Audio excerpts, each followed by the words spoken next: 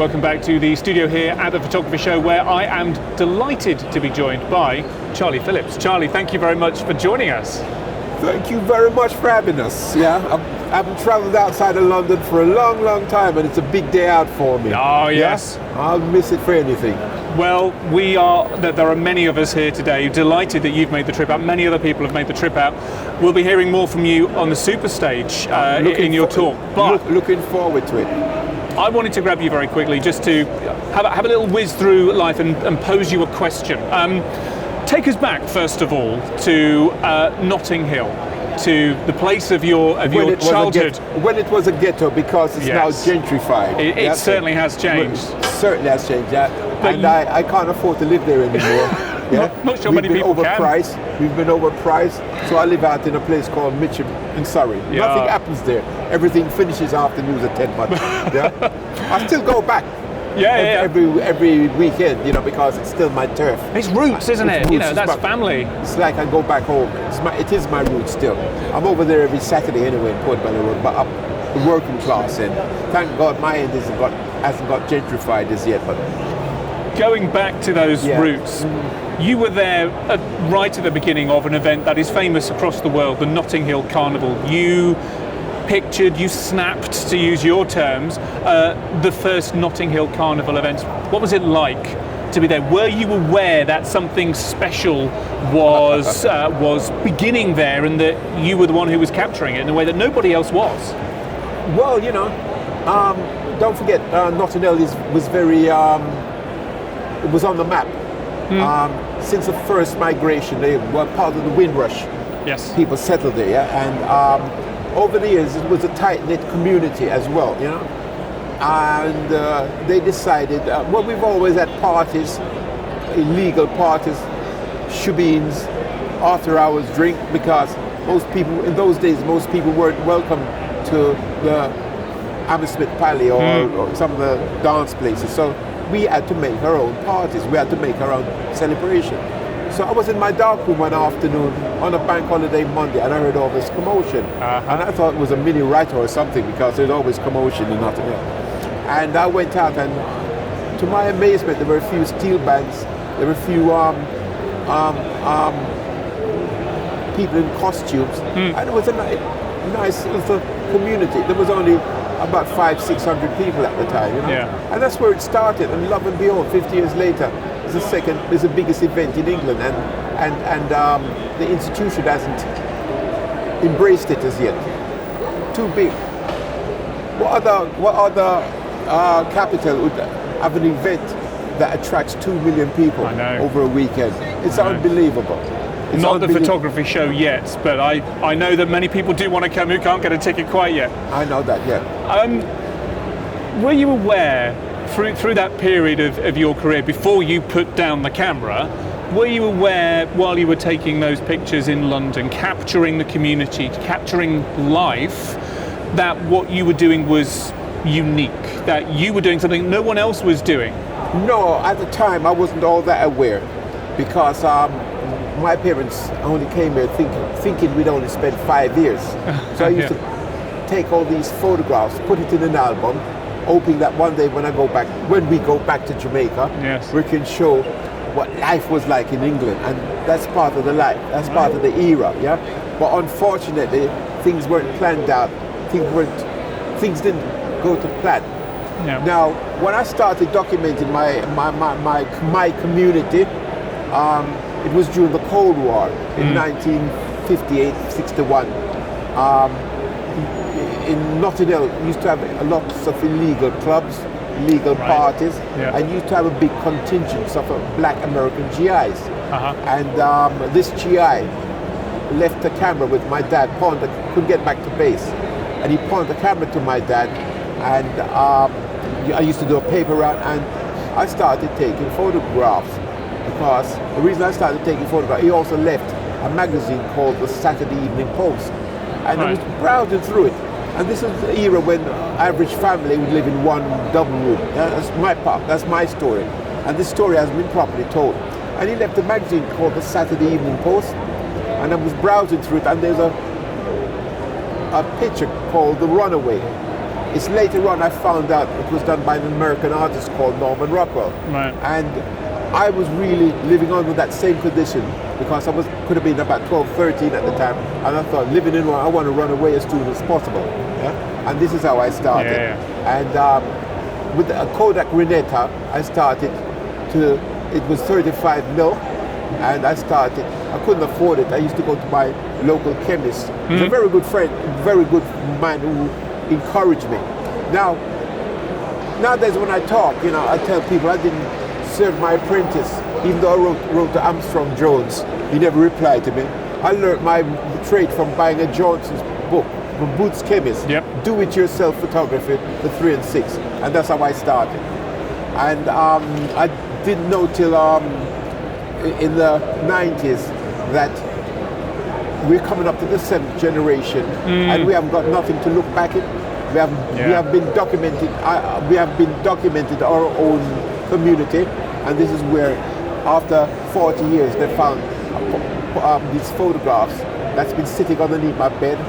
Some of them have been properly viewed, and the institution has finally come to recognize the fantastic work that I've done over the years, but it was overlooked. Sometimes it takes a distance from an event happening before you can start to see it in isolation and see it for what it was, by which time it's too late to chronicle it, too late to hear those stories. But then you hear of somebody, you see evidence of somebody who was chronicling that life, that era. So it's no surprise to me in many ways that your work has been elevated, has been celebrated. It hasn't been elevated because you've got exhibitions. You certainly had. I've had exhibitions, but local exhibitions. But one of the things is they still stereotype you. They only call you out for Black History Month. Yeah, okay. And they want something black, so they come to Charles. And I said, I'm tired of being used as a political pawn or just to tick the box. Yeah, my work, my collection is in the Thames, is in the Tate, it's in the V&A, it's in the Museum of London. Yeah, but it's all locked away.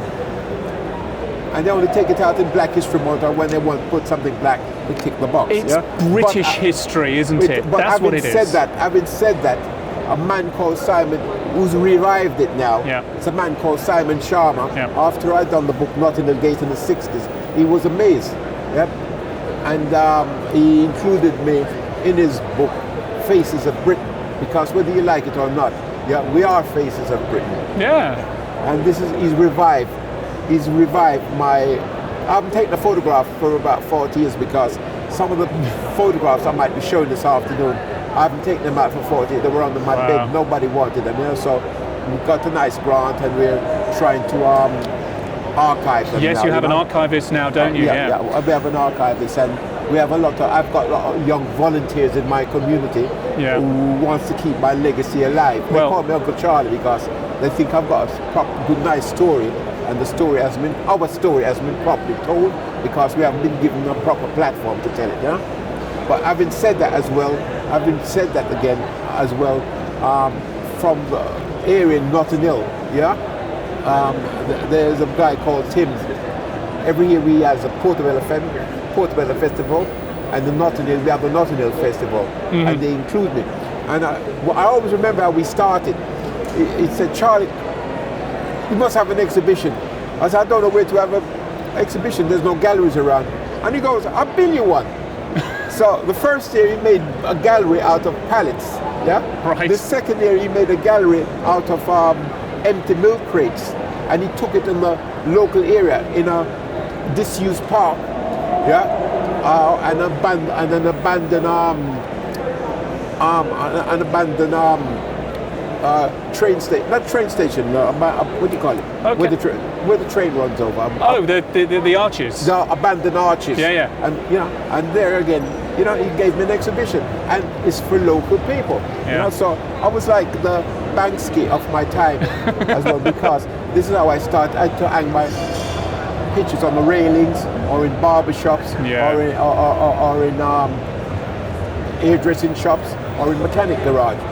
And we always and do a quick pop-up to show the community, and I guess use travelers around, and this is how to get me started. And now I'm air at the Birmingham Photo Fair. Yay! Unbelievable. Final thought for you. You mentioned legacy there. Obviously, you have been rattled out of your retirement and lots of conversation around your work.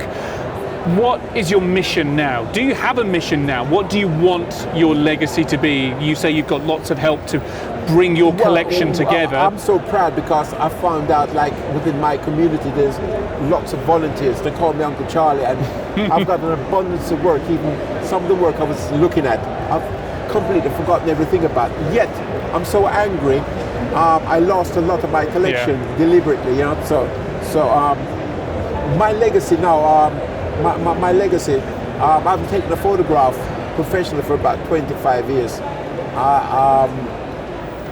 You get disillusioned, but I'm glad to see the younger generation who wants to revive me. And if it wasn't for Simon Sharma, for instance, who finally recognized me or come to terms that as historians or documenters, we exist. I've won the Portobello Film Festival Award for Best Documentary on my life. Yeah, so you won't hear about this, but you know, we always do things in the underground, in an underground way. Charlie, thank you so much for joining us. I'm so pleased that your work is beginning to get a platform. Okay then. Yeah, but thank you very much indeed. Well overdue. Thank you.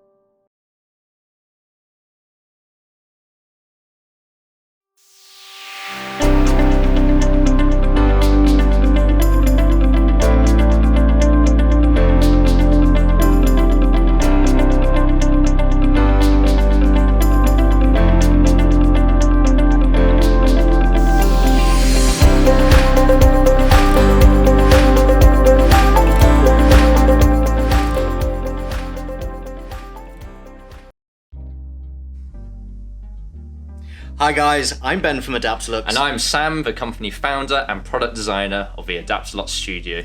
We're really excited to be back at the photography show, showing off our products and sharing our love for macro photography. Our product, the Adaptalux studio, is an adaptable lighting system which is ideal for macro, close-up and product photography. Sam and I will be on our stand running product demos, macro tutorials, and of course we'll have our lighting available for you guys to take away today. You will also be amongst some of the first people to see our upcoming addition to the studio, Xenon Flash Arms. So come and visit us to get hands-on with some creative lighting and take advantage of our 15% show discount. We're just around the corner on stand J103, which is next to the video live stage. We're really looking forward to seeing you soon, and we hope you have a great day.